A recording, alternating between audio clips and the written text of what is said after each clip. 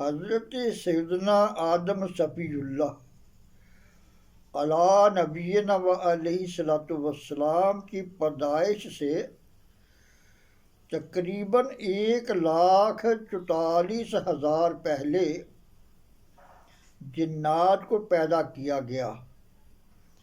اللہ تعالیٰ نے سب سے پہلے جن کا نام مارج رکھا اور اس کے لیے ایک بیوی مرجا نامی پیدا فرمائی۔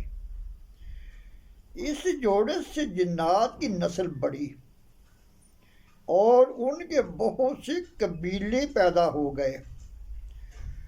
ابلیس نے بھی ایک جننی سے شادی کر لی، اس کی بھی بہت نسل چلی۔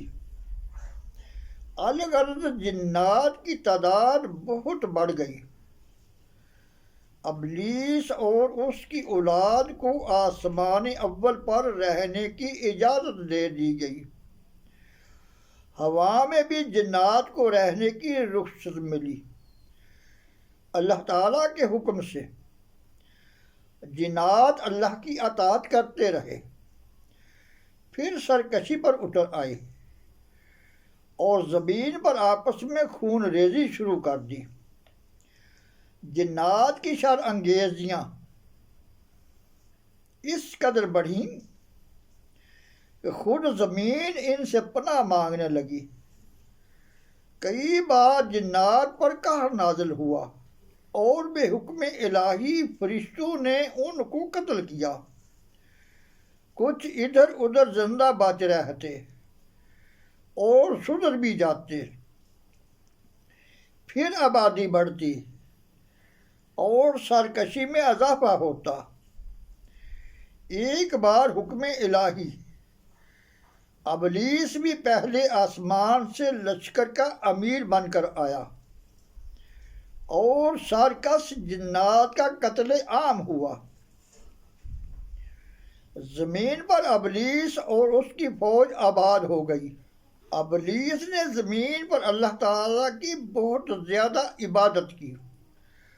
اس کی کثرت عبادت کے سبب اس کو 7 آسمانوں اور جنت میں بھی جانے کی اجازت مل گئی۔ فرشتے بھی اس کی عبادت سے بہت متاثر تھے۔ فرشتوں کی درخواست پر اسے فرشتوں کی صف میں شامل کر لیا۔ یہ زبردست عالم بھی تھا، حتیٰ کہ معلم الملکوت بن گیا۔ اتنی نوازشوں اور نعمتوں پر شکر گزار بندہ بننے کے بجائے ابلیس مغرور ہو گیا اور اس نے حضرت سیدنا آدم صفی اللہ علیٰ نبینا و علیہ الصلوۃ والسلام کو سجدہ کرنے سے انکار کر دیا اور وہ کافر ہو گیا۔ پیارے اسلامی بھائیوں، اللہ تعالیٰ کی بے نیازی سے ہمیشہ لرزاں و ترساں رہنا چاہیے۔